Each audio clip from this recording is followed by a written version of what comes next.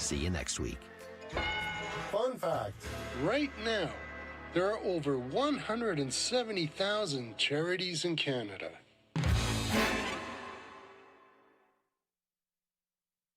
This is CBC Radio 1, 990 AM, 89.3 FM in Winnipeg. Hi, I'm Saroja Coelho, host of the Saturday afternoon call-in show Just Asking, now expanding to 2 hours. And I'm Ian Hannamansing, host of the Sunday afternoon call-in show Cross Country Checkup. Whether it's world events or what's happening in your backyard, every weekend we connect Canada live. That's Just Asking with Saroja Coelho, Saturday afternoons at 4 Eastern. And Cross Country Checkup with Ian Hannamansing, Sunday afternoons at 4 Eastern on CBC Radio 1. You know the feeling of finding a really good podcast? Or the feeling of someone always being there, like your favorite radio show? Stream CBC Podcasts, CBC Music, and CBC Radio anytime, anywhere. Download This is CBC News. At 12 o'clock, we're at 22 degrees with mostly clear skies over downtown Winnipeg. Good afternoon, I'm Matt Humphrey. The councillor representing the Charleswood neighborhood of Winnipeg says the plan to reduce speeds along Wilkes Avenue doesn't go far enough. He wants the city to get moving on a long-delayed project, which he says would make the area safer. The CBC's Cameron McLean explains. A city report recommends lowering speeds along stretches of Wilkes to between 80 and 70 kilometers per hour. But Councillor Evan Duncan says it doesn't go far enough because the reduced speed zone would end east of Elmhurst Road. Last week, the Assiniboia Committee called for speeds between Fairmount Road and Kenniston Boulevard to be lowered from 80 to 70. They also want to ban passing from Shaftesbury to the perimeter. City staff also plan to look for low-cost options to install a traffic light at Elmhurst and Wilkes, where the report says collisions frequently happen. But Duncan wants to build a temporary road connecting Ridgewood to Wilkes on land just east of Varsity View Sportsplex and Marge Eady Park, with a traffic light there. This would begin paving the way for the eventual extension of the William Clement Parkway. The Public Works Committee will debate the report later today. Cameron McLean, CBC News, Winnipeg. This next story contains details some may find disturbing. A Winnipeg man has been arrested after police seized sex dolls from a Fort Richmond home. Last month, Vancouver Border Service agents intercepted a suspicious package destined for Winnipeg. Winnipeg police were contacted, and on August 29th, they seized the package. It contained a sex doll, anatomically designed to look like a prepubescent child. Police then obtained a search warrant for a home and found some 20 anatomically correct female dolls ranging in age from newborn to early teens. Some had been physically altered from their original state. A 45-year-old man is now facing charges related to child abuse materials. He is being held in police custody. In other news, RRC Polytech is launching a new Institute of Entertainment and Media Arts. It's named after the Schroeder Foundation, which donated $15 million. It's the largest gift the college has ever received. The institute will train people to work in Manitoba's growing creative industries, including film. Elliot Stewart is studying graphic design at RRC. They say it wouldn't be possible without a scholarship from the Schroeder Foundation. My first year in graphic design was a critical change from what I faced before with my schooling, and certainly one that I found a bit difficult to adjust to in the beginning. And I knew that I had to put all my focus into this course. But with that, the program helped me grow significantly as a designer. It firmly altered the way I approached my projects and my perspective on the graphic design industry. The Schroeder Institute launches with 12 core programs. Animation and entertainment production management will be added next fall. After decades of discussion, the province has named the head of the Manitoba Teacher Registry. It'll be a board reviewing complaints regarding the conduct of teachers. Bobby Tyfair is the new commissioner of the registry. She was a teacher and principal in Winnipeg and Manitoba Teachers Society Union executive. She has been the executive director of the Saskatchewan Teachers Federation since 2021. Tyfair says she believes in the public school system. I think when you know the system and you know what the qualifications are and what the job is, you can, the standard of what teaching and a teacher is a part of your fiber. And it's in everybody's interest to make sure that that standard is elevated and is adhered to. Thai Fair says the new registry will start up in early 2025. In international news, Ukraine says Russia has attacked a civilian cargo ship carrying its grain. President Vladimir Zelensky says the vessel was struck in the Black Sea shortly after it left Ukrainian waters. It was carrying wheat and destined for Egypt. Ukraine is a major grain exporter, particularly for nations in Africa and the Middle East. The Kremlin has not commented. It is the first attack. This is the first attack on a grain ship since Russia's invasion of Ukraine began, full-scale invasion of Ukraine began in February of 2022. Air Canada is asking the federal government to intervene in its labor dispute with the union representing its pilots. The union can issue a 72-hour strike notice, and the airline can issue a lockout notice as early as Sunday. But new Democratic leader Jagmeet Singh says he will never vote in favor of back-to-work legislation, even if it's a confidence vote. David Thurton explains. If you ever make back-to-work legislation a confidence vote, we will always vote against that. So you can never count on our support. NDP leader Jagmeet Singh's message to Prime Minister Justin Trudeau if his Liberal government introduces back-to-work legislation for Air Canada pilots. If there's any bills being proposed on back-to-work legislation, we're going to oppose that. We're going to fight back against that. We're never going to support back-to-work. Unlike Pierre Poilievre, who likes to cosplay, likes to put on a costume as if he cares about workers. A dig at the Conservative leader Pierre Poilievre, who has been trying to goad Singh into voting for a Conservative non-confidence motion. Poilievre says he'll bring a motion to the floor of the House of Commons at the earliest opportunity, when Parliament resumes on Monday. But Singh says he'll make a decision on a case-by-case basis. David Thurton, CBC News, Montreal. Looking at the forecast, in Winnipeg, mainly sunny today, a high of 29 and windy at times. Brandon, a mix of sun and cloud, windy, a high of 28. Dauphin, you have a risk of storms and windy, a high of 26. Flin Flon, showers, a high of 16. No smoke advisory, though. Thompson, cloudy, a good chance of rain, a high of 18. And then Churchill, a high of 19, with mainly sunny skies.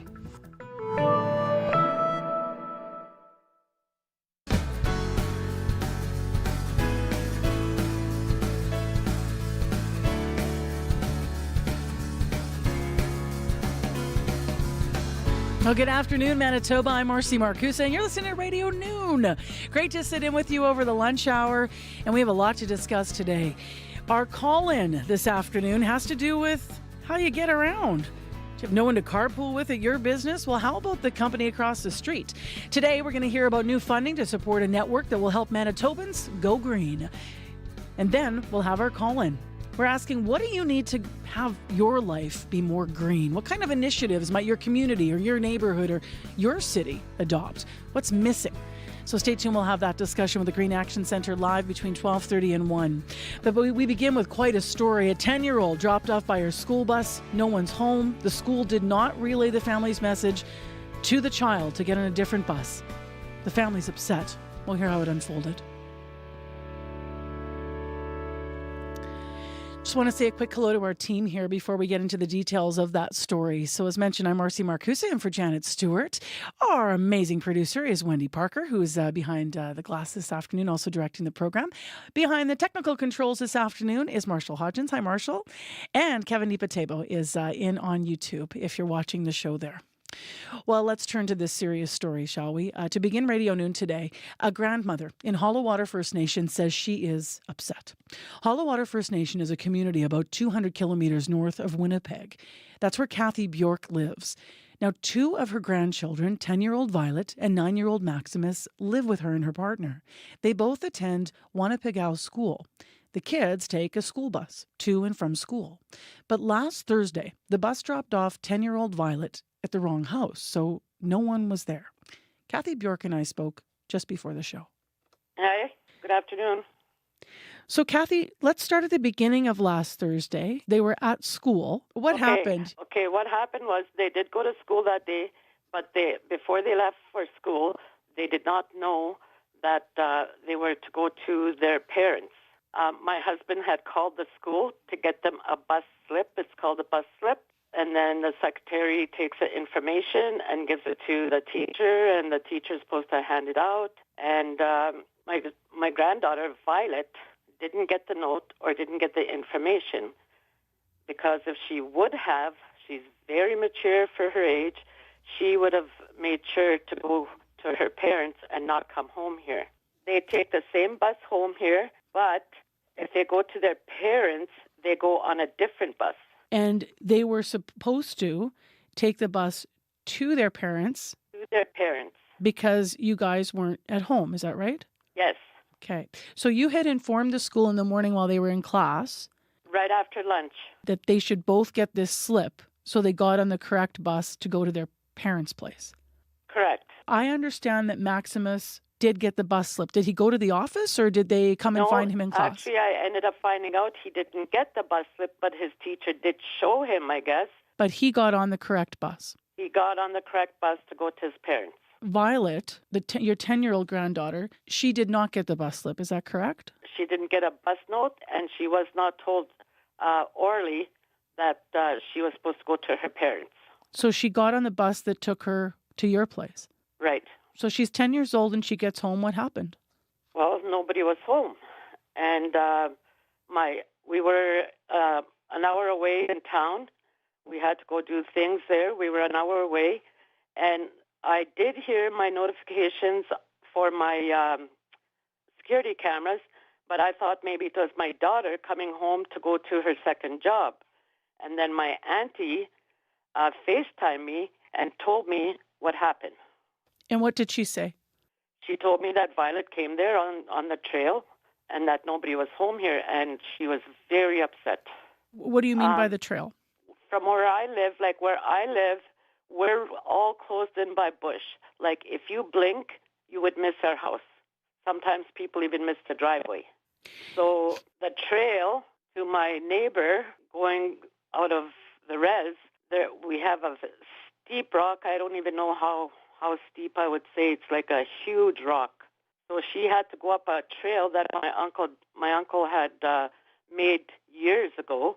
But you have to climb up there, and then when she gets to the top, there's a garage, and they have dogs. And miraculously, their dog didn't bark at her. Usually as soon as you enter their yard, the dogs are barking, and they didn't bark at her. So she had arrived at your house and realized no one was there, and she's 10. And well, on the video, she's running around, crying and screaming. From what she told me is she was going to go to the road to see if her auntie or somebody would come by.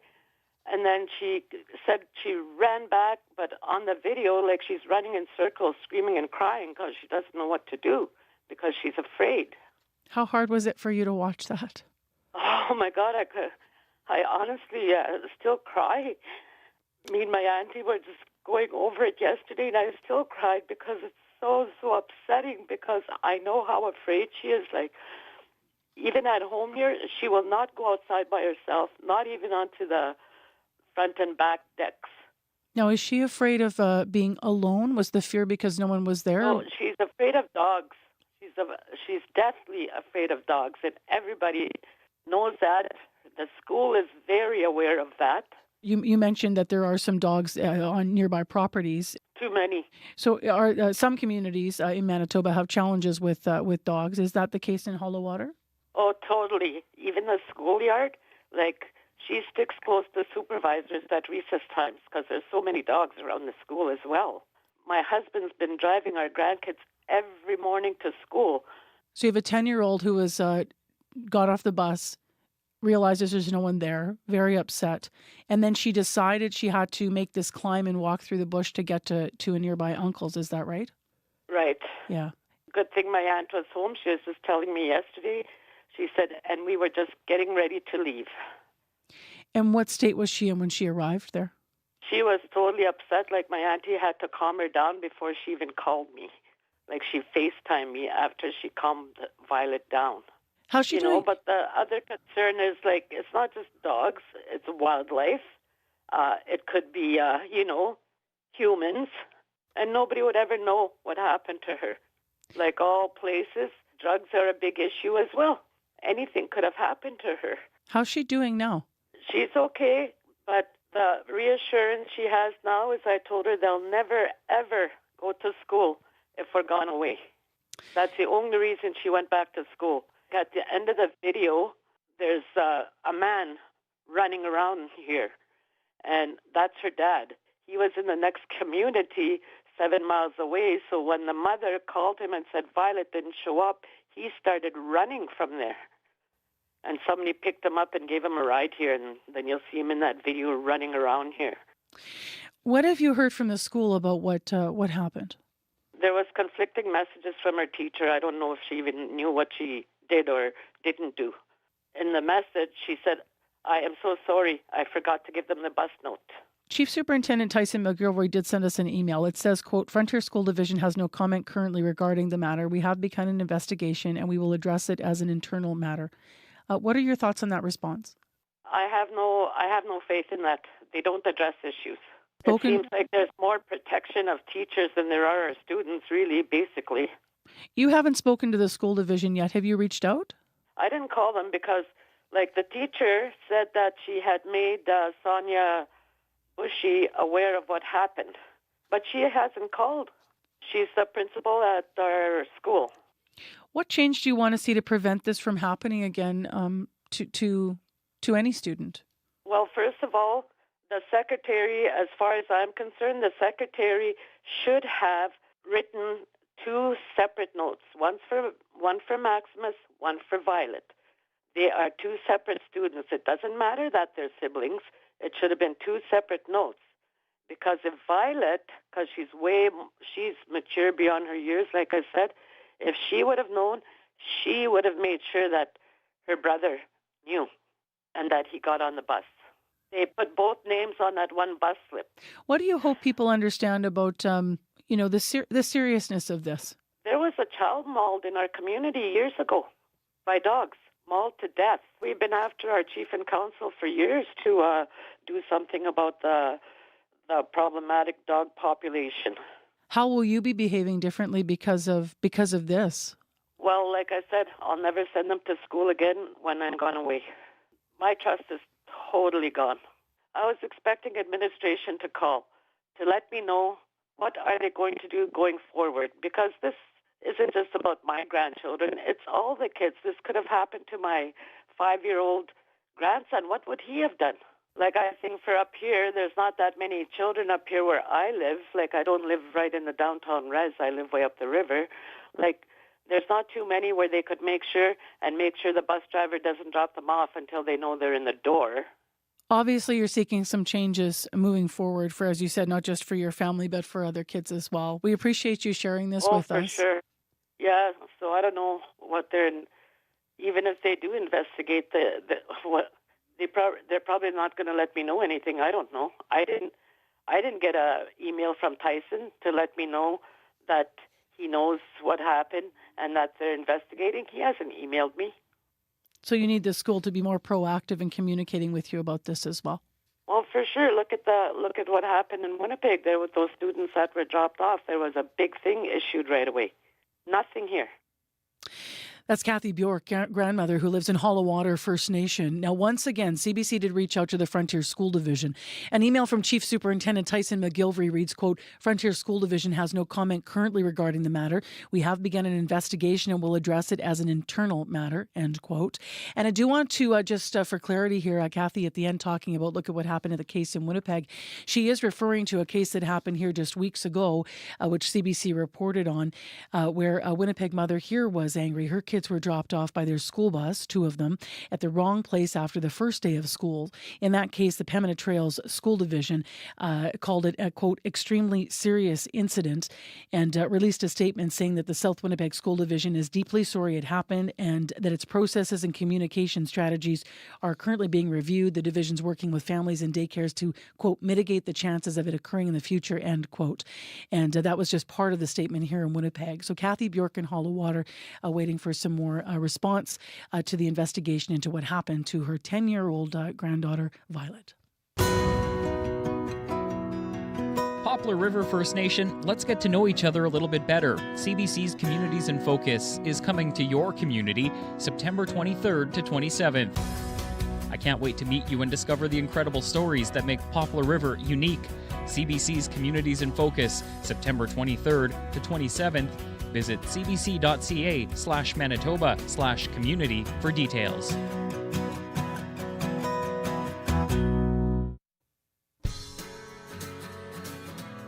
You're listening to Radio Noon on CBC Radio 1, 89.3 FM, 990 AM, and on the CBC Listen app, and on YouTube this afternoon. In Winnipeg, let's get into the weather forecast here. It's 22 degrees. It's partly cloudy. And today it's going to be sunny, mainly sunny right now downtown. Got the blinds pulled here in the studio. It's going to be like this for most of the day. A high of 29. It's really windy out there, though. Winds are southeast 30, gusting to 50. Tonight, low down to 20. Tomorrow, we're going to hit 27 degrees, and it stays warm for the weekend. 26, 28, 27 into next week, in fact. Brandon, right now, over the noon hour here, mostly cloudy. It's 20 degrees. Also a little bit breezy for you if you're out and about in your lunch hour in Brandon. Winds are south 24, gusting to 40. Calmer in Thompson in terms of the wind, and mostly cloudy. Right now, it is 14 degrees. I always like to look across the province and see what's going on in terms of the spread of the temperatures. So let's do that. Norway House, you're at 12 degrees. You've got light rain. That's your cold spot. Your hot spot is Gretna, as it so often is in Manitoba. 26 degrees in Gretna right now. Winds are southeast gusting to 34. Light rain falling in Flin Flon and otherwise across southern Manitoba. Lots of sunshine once again here in downtown Winnipeg. Your temperature is 22.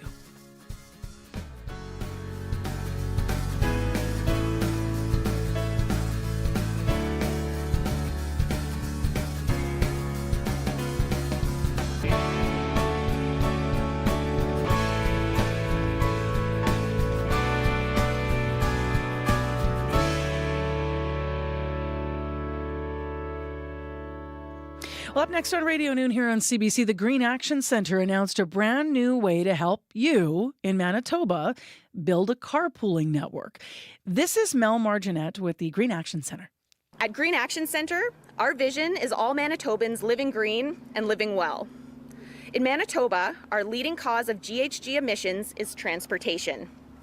Across the province, Manitobans often rely on single-occupancy vehicles to get them to their destinations, be it work, school, appointments, or recreation. This has resulted in communities where it's difficult to live your life without access to a personal vehicle. Life can be challenging if you're unable to drive, too young to drive, or if owning a personal vehicle is outside of your budget. At the same time, those who want to reduce their impact on the environment, as well as gaining all of the health and wellness benefits of driving less, have had few options.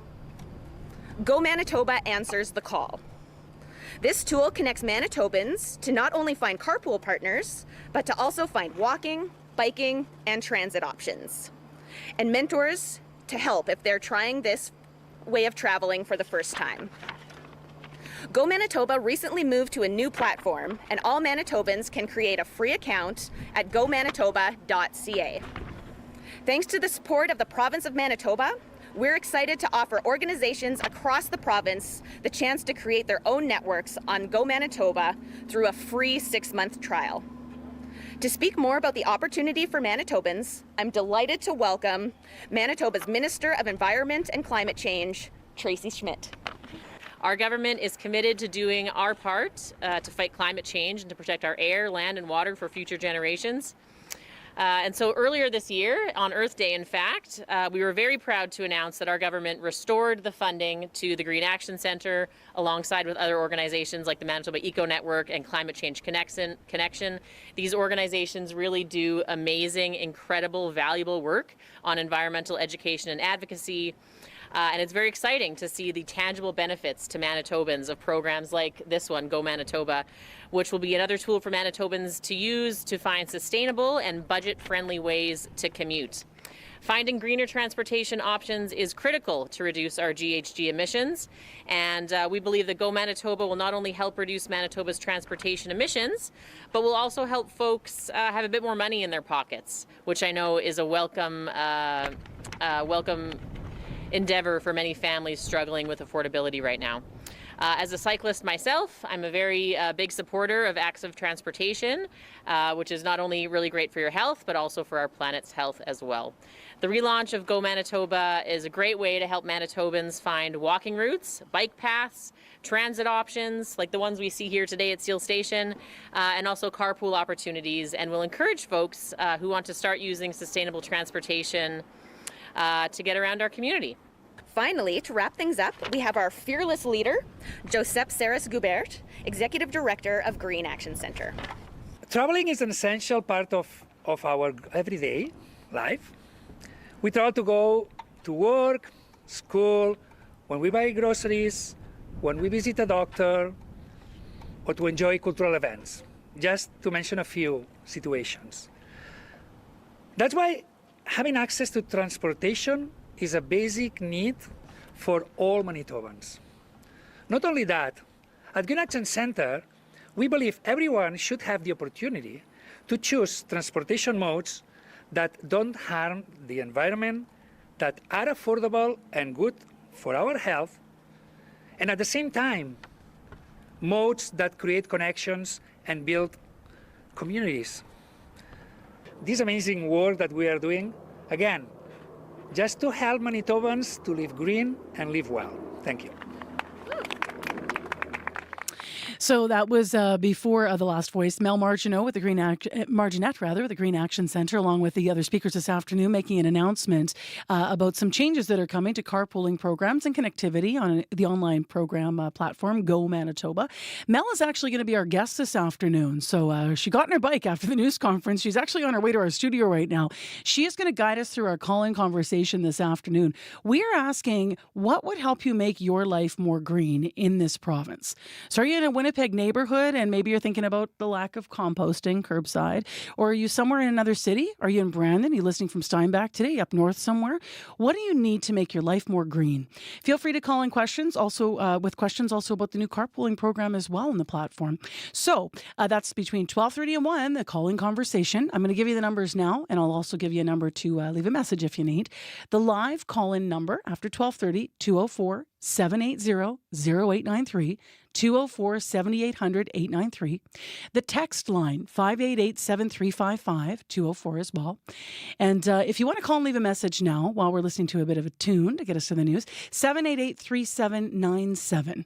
So lots of numbers there, but we're really hoping you use the live line at 7800-893. What do you need to be more green in your own life in Manitoba? So we're hoping you'll engage with us in that conversation. Music now from Noah Dirks, and this is Through It All.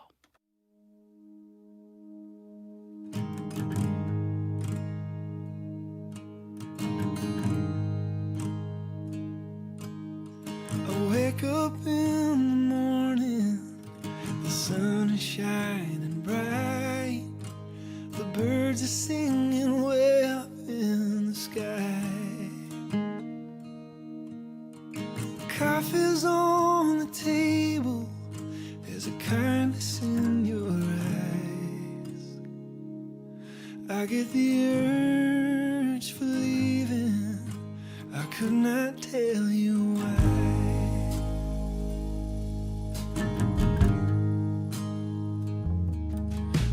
Pack myself a suitcase, up and gone again, leaving you behind. I know it starts to weigh thin, but hearts were made for roaming, and you're with me where I go. It's the cost of living, oh, that long and winding road.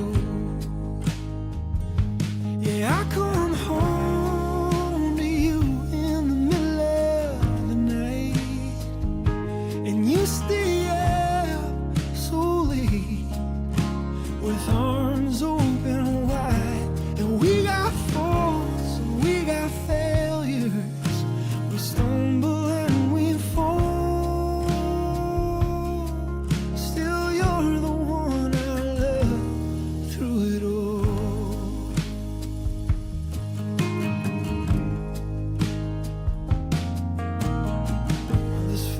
So perfect, sleeping by your side, but the world has got a funny way of sneaking up behind. Your brother called this morning, you dropped down to the floor, you're needing my shoulder, but I ain't here no more. I come home to you in the middle of the night, and you stay up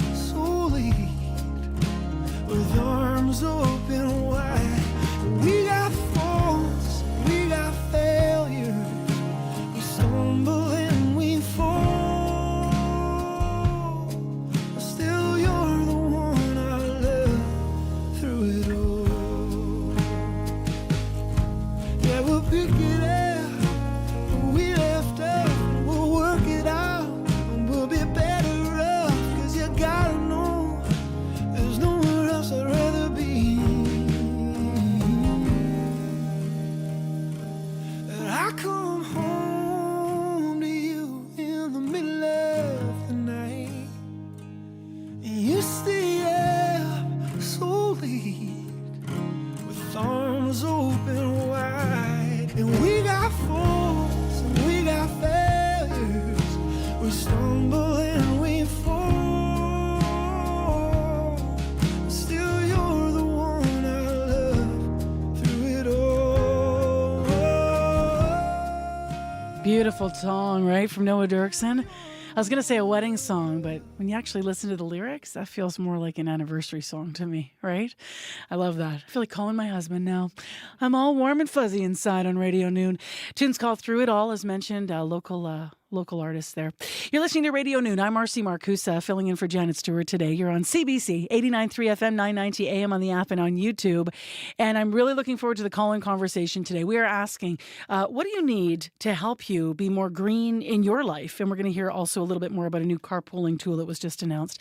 So Mel Martinet is our guest from the Green Action Centre, and we go live after the 12:30 news. Please have the number on hand, 204-7800-893, and your news is next. This is CBC News. At 12:30, we're at 23 degrees with mainly clear conditions in downtown Winnipeg. Good afternoon, I'm Matt Humphrey. A Winnipeg City Councillor says more needs to be done to keep people safe along Wilkes Avenue in Charleswood. A city report recommends lowering speeds along stretches of Wilkes to between 80 and 70 kilometers per hour. But Councillor Evan Duncan says that doesn't go far enough because the reduced speed zone would end east of Elmhurst Road. Last week, the Assiniboia Committee called for speeds between Fairmont Road and Kenniston Boulevard to be lowered from 80 to 70. They also want to ban passing from Shaftesbury to the perimeter. City staff also plan to look for low-cost options to install a traffic light at Elmhurst and Wilkes, where the report says collisions happen frequently. In international news, shelling near the front lines in Ukraine has killed 3 aid workers with the Red Cross. It happened at the site of a planned distribution center for humanitarian aid. President Vladimir Zelensky accuses Moscow of carrying out the strike. Dominic Valitis has more. The Red Cross hasn't directed blame for the strike, which killed 3 of its staff and injured 2 others in Donetsk. But in a statement, the organisation says it was unconscionable that shelling would hit an aid distribution site, adding its teams are regularly present in the region and that their vehicles are clearly marked with the Red Cross emblem. The organisation says its workers were unloading winter fuel for vulnerable residents in a village north of Donetsk city when they were hit. Ukraine's President Volodymyr Zelensky blamed Moscow for the strike, describing it as another Russian war crime. Moscow hasn't commented on the incident, but it often denies it targets civilians and civilian infrastructure. Dominic Valitis for CBC News in Riga, Latvia. And Manitoba has a new institute to train people for the growing creative arts industry. RRC Polytech is home to the new Schroeder Institute of Entertainment and Media Arts. The Schroeder Foundation donated $15 million to the project. The institute will train people to work in Manitoba's creative industries, including graphic design and film. RRC President and CEO Fred Meyer says the facility will have a huge effect. Job creation, fuel innovation, and spur growth in Manitoba's creative arts industries for years to come. And it's a gift that will remove barriers to education for countless creative thinkers in Winnipeg and throughout our province. The Schroeder Institute launches with 12 core programs. Animation and entertainment production management will be added next fall. And that's your CBC News from Winnipeg. All right, thanks, Matt. Back soon. Matt Humphrey in our news center live on Radio Noon here. And it is that time, 12:33. There he is, Mr. Riley Lachuk. How you doing? It's a lot less hazy out there today. Right. Did you get some good pictures? Get a good picture up yesterday? I got some great pictures sunset? from people. I've got enough to keep me through the rest of the week, I think. Okay. Can always use more, though. So if anyone has any great pictures from last night or today, anything, talk back at cbc.ca. And you're looking for sunsets. Sunsets, sunrises. your backyard, I don't know. I'll Yeah. take anything. That's anything that looks scenic. Megan Ketchison once gave me a calendar of sunsets for my birthday, and I thought, oh, this is pretty. And she said, well, it's because you never see them. Oh, because I've been hosting morning for so long. I thought it was a perfect gift. So you talked about the haze. What's up out there? Yeah, so the haze is clearing out thanks to those southeast winds that we've seen start to pick up throughout the day today. Having a look at the winds right now, southeast 30, gusting to about 50 in Winnipeg, seeing some gusts at about that 60 or 50 to 60-ish through south central Manitoba as well. Expect that to continue throughout the day. Few stray showers moving as expected across the Parkland region today. So Swan River through the Pas, Grand Rapids seeing a few showers at the moment. Expect that to continue. We do have a good chance of some showers, though, here in the Red River Valley as we get through the rest into the day, tomorrow in particular, which we'll get into here. So we're looking at a mix of sun and clouds for today. Another band of rain starts to move into the province first thing in the morning tomorrow. So places like Brandon, some periods of rain through the morning hours tomorrow in particular. That moves further east as we get through the day. Our best chance in the Red River Valley for some showers comes to the early evening into the overnight period Friday into Saturday. So expect some, I'm calling it light showers as we get through the overnight period Friday into Saturday. Then we're back to a mix of sun and cloud through the rest of Saturday. And temperatures remaining above seasonal for this time of the year. I'm not talking a lot of rain.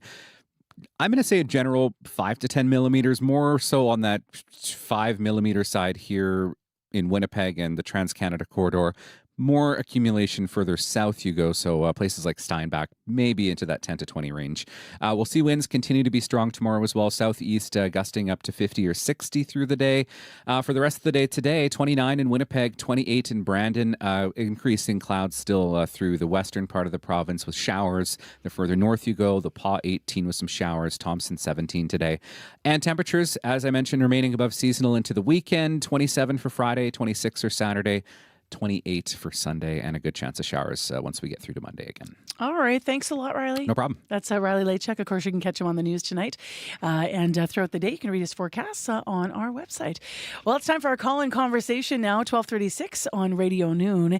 And if you were with us a little bit earlier in the last half hour of the program, we kind of teased you with what our question's going to be. So just before the news, we heard about this new, more connected way to carpool in Manitoba. And it does lead us to our question. What do you need in your life to be more green? What's missing in your city, your RM, your neighborhood? Give us a call and we'll talk about it. 204-7800-893, 780-0893. Call now. We'll get you on the air. We'll have a chat and we'll also learn from your examples and we'll hear all about your places in Manitoba where you are. What do you need to be more green? Text us, 204-588-7355. And I'm saying us because I have a guest to walk us through all this. Mel Marginette is with the Green Action Centre. She has successfully made her way to the studio. I think you biked here, Mel? I biked to work today and then I took the blue line down because that's where we had our news conference, right at the Seal Station there. So you're covering all of the green... all the modes. All the modes yes. of active transport. Just to elaborate, if people did miss this, give us sort of the quick notes on the carpooling program, the new funding for this more connectivity that was announced here today. Exactly. So thanks to the province of Manitoba, we were able to relaunch Go Manitoba on a little bit more user-friendly software. So we're really encouraging folks to go and check that out. It's gomb.ca.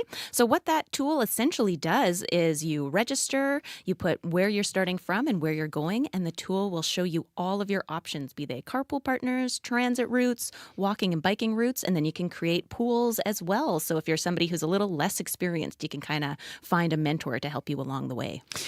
We already have someone on the line, but I just want to ask you a really quick question first, because we're asking what's needed. I wonder if there's a leader in Manitoba already that's, progressive when it comes to green mode, going green, I guess. Yeah. So we were talking earlier just in terms of cities. Obviously, the city of Winnipeg is making some great strides, but I would really say that an example in Manitoba here is the city of Selkirk. So I really do want to shout them out. They've been doing some really exciting projects over the years, just in terms of their urban planning, how they're looking at transportation, and how they're really supporting their citizens to meet that need of your question of what can we do to support you to make those green choices. We do have a caller here on line number 1. This is Dave. Hi, Dave. Hi there. Are you living in Winnipeg or in another place out in the rural area? No, I'm rural. Okay, so you can identify where you are or not? You tell me. Yeah, I'm in Riding Mountain West. Okay. So what do you need out that way to, to be more green, so to speak, in your own life? I need sustainable transportation and heating. So I'd like an electric car and a bunch of solar panels and a heat pump. But each one of those things is tens of thousands of dollars, and like a great big carbon tax credit would help me get some of that stuff, and then I could get off the grid. Got it. Quit burning stuff anyway. So you have a desire to be getting off the grid? Well, just because we got our hydro's clean, but I've got a gas furnace. I got a gasoline-powered car, so if I could get those onto hydro and or solar, that would make me happy. So it's cost that's getting in your way, is that right? Yeah, because I mean, all the electric cars are new. They're probably $40,000-$50,000 at least. I'd want a charging station. I'd like solar panels so I could charge it at home. I'd like a home to vehicle charging system. Some of the cars can act as a battery backup for your house. So if we've got a rural power outage, I might be able to run my fridge for a few days off the car. It sounds like you've done your research. So do you know people that have this in other areas and you're like envious, saying, why don't I have this in Manitoba? Help me out. Or, you know what I mean? Like, or are you just reading online and seeing maybe even places that are outside of Manitoba and you're thinking, we should have this here? Yeah, it's just been on my wish list that I've been working on. I've got a list. I have prices of what things are, and I'm getting there, but I haven't bought any of it yet because it's all expensive. What's top of your list, out of curiosity? Probably an electric car. Okay. I could save $300 to $400 a month on gas. What are you driving now? I drive a smaller Volvo. It's pretty good on gas, but I'm still $400 or $500 a month on gas, and something electric I could be around the $100, $150. Why do you want to go green? To lessen my footprint and to get rid of price fluctuations and middlemen. I just want to because I garden a lot and do things like that, so I don't have produce trucked to my house, at least in the summertime. This makes me happy. I'm going to roll Mel into the conversation. Stay on the line, though, Dave. If you want to weigh in, everybody. If you're listening, why do you want to go green? What's in the way? What do you need? 7800893. While Dave's on the line from Riding Mountain, what's your reaction? I saw you nodding to a lot of things, Mel, while he was talking. Yes. It's really interesting because we do see the move to electric vehicles being something that's really top of mind for a lot of Manitobans. The reality is we are quite a number of years away from that being possible for a lot of people. Cost, the charging grid throughout the province. So we're really seeing that as a way in this interim to kind of rethink how we're getting around. So we know if we have just such a high driving mode share. So it used to be back in the day, I mean, I'm not terribly old, but families used to have a family car. And right now that's so rare. Right now, for so many families, even families that live in the city, every person of driving age has to have access to a vehicle just because of the urban planning, the design of our city, and how we've just really underfunded other modes. So we're really looking at it as like in this interim time, how can we lessen our reliance on personal vehicles? So through things like carpooling, transit, those sorts of things. So that when we make that move to electric vehicles, that, maybe families can go from 3 vehicles down to 2 vehicles or from 2 vehicles down to 1 vehicle. And then that 1 vehicle is an electric vehicle. We've got a couple more people on the line as well. But Dave, I suspect for you, the other challenge is you said you're in Riding Mountain. So you're probably driving distances as well if you're out in a rural area to do your, live your daily life. Yeah, but it's not that much more than somebody living in the city. Like, I think I could charge it at home most of the time in the garage. And I do have charging stations in towns nearby that are fairly new. Okay, you're busting the myth. I like it.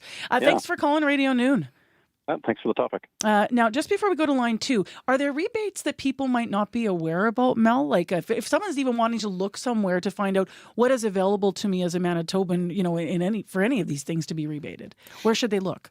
That's a really good question. That's not something that we do specifically through our work at Green Action Centre. So I'd look at something... Probably through the province. Through the province of Manitoba, through Manitoba Hydro, will really give you those links to those opportunities. Fair enough. All right, let's go to Marie, who's on line 2 here. Hi, Marie. Oh, hi. I don't know why I'm telling... Thanks for being with us. I don't know why I'm telling everybody what line you're on. I'm on your line. How's that sound? That sounds perfect. All right. So you called in. I understand that you gave up your car. I did. The change in lifestyle occurred. First of all, I work at Health Sciences Center, and where I lived previously, the commute was horrendous. So I thought, okay, I'm going to take the bus. And it was a little inconvenient, I'm not going to lie. It was like an hour bus ride.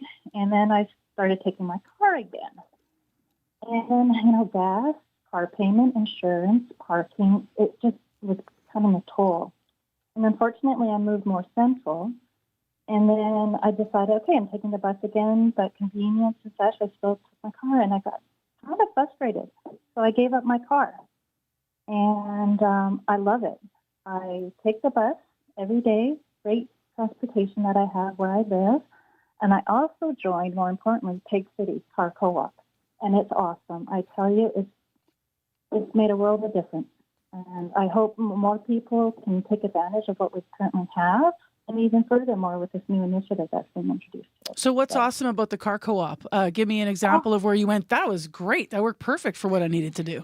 Yeah, it's just like, I just don't, it makes me question more. Like, with the convenience of having your car, I'll just go to the store and pick up this. And you're doing all these silly errands that really don't have that much value. And now knowing that it's an option, I think, is this really important? Yeah. Okay, use it. I can make my appointments if I have a doctor's appointment that I want to be on time with, or I have a big, shopping expenditures, things like that. And it's just that flexibility, knowing I do have that safety net if needed. And it's wonderful. I've had no issues whatsoever. In terms of what you would need to go more green, obviously you're liking and using a lot of the systems, but you did have a moment where you went back to your car and then made the change again. What would be on your wish list?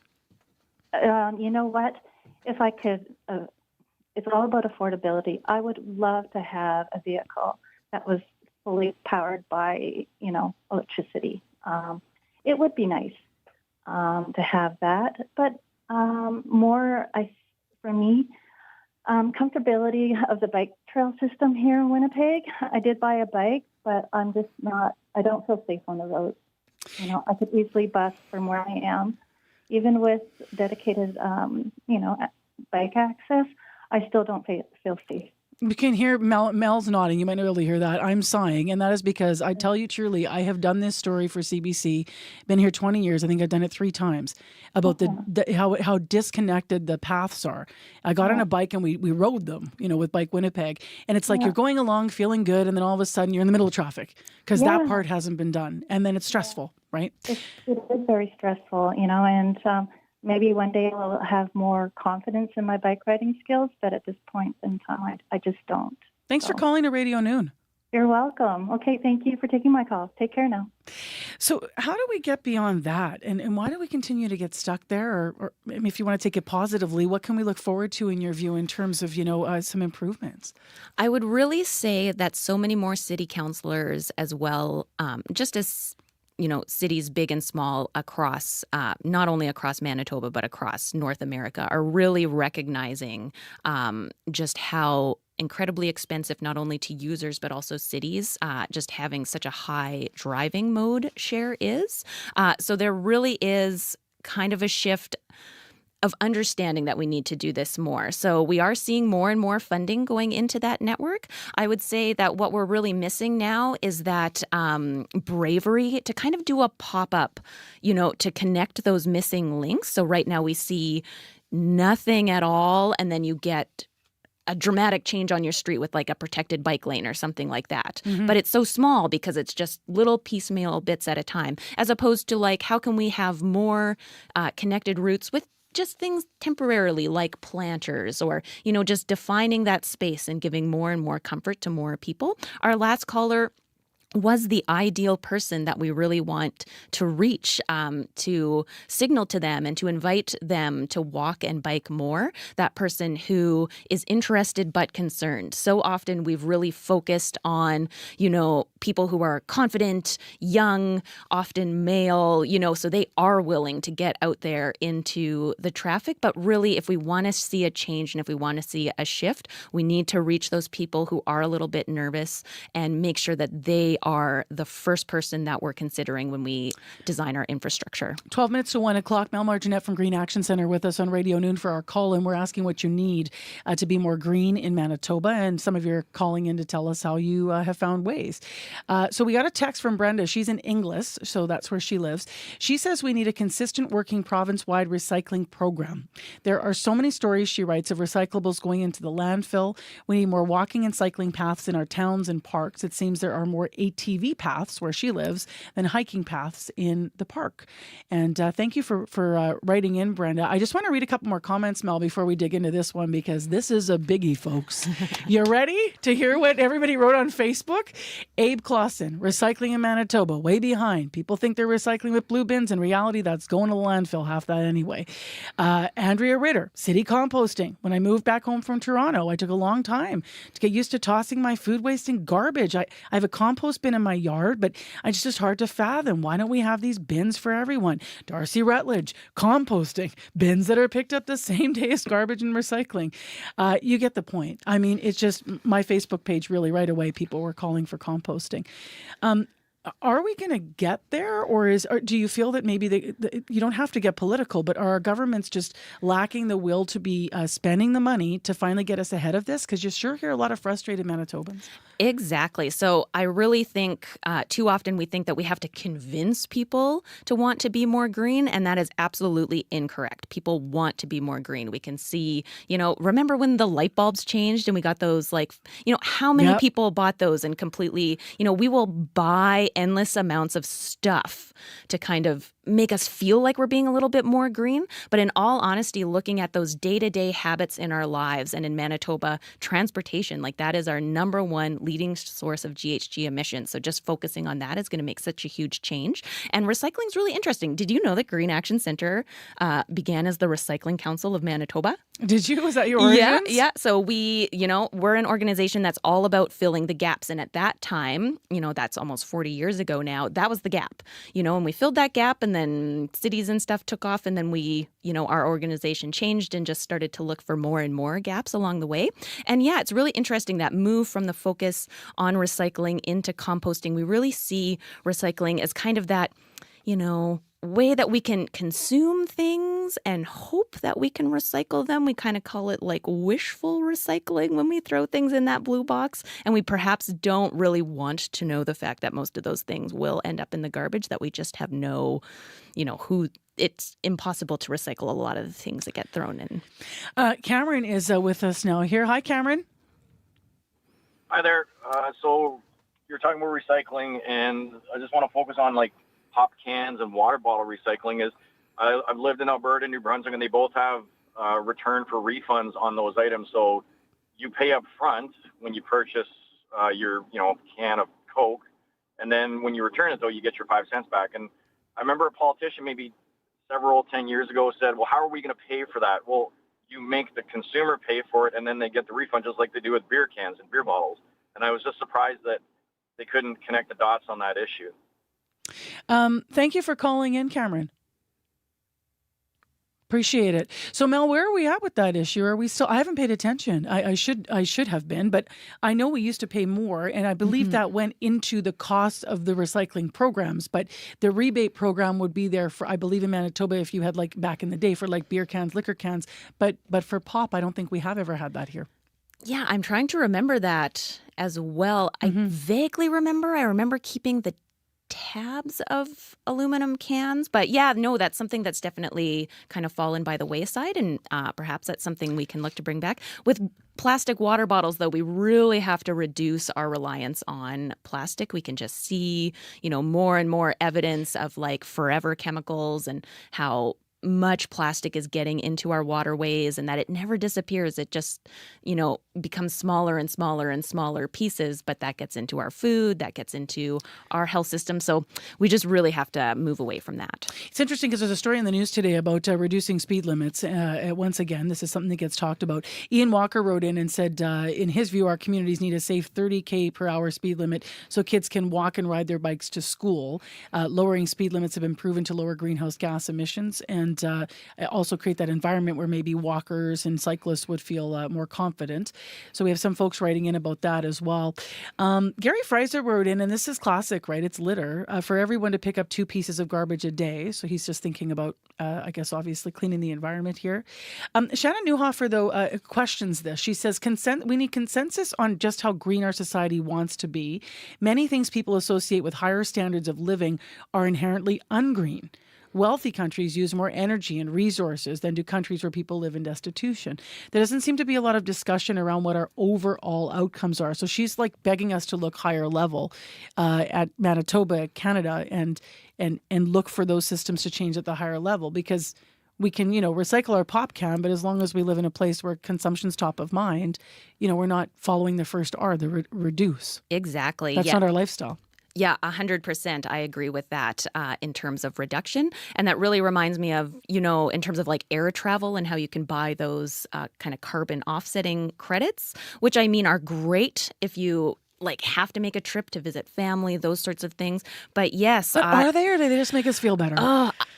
You know what I mean? I hear a lot of people talking about that, right? Yes, right? yes. So I worry that is a way that we make ourselves feel a little bit better. But is that, can we just do really have to look at our lives and look at our day-to-day habits and just think about what we can do to change and start making, it can seem overwhelming and it can cause a lot of anxiety. But for me personally, I just like one thing a day and one step at a time. And, one step leads to 2. And before you know it, 2 years have passed and you've done so many changes to your lifestyle.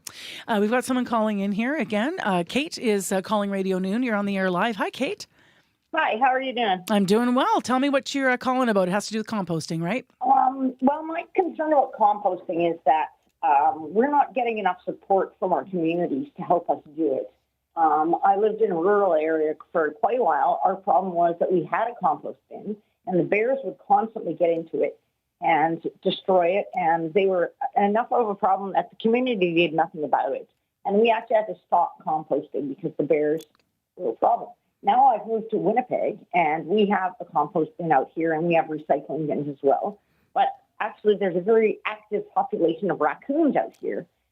They're living in one of those abandoned buildings, that no one is getting rid of or doing anything about. And we have complained to the city about this, but those raccoons are so bold that they come out in the middle of the day. They go into the recycle bins. They go into the compost bins.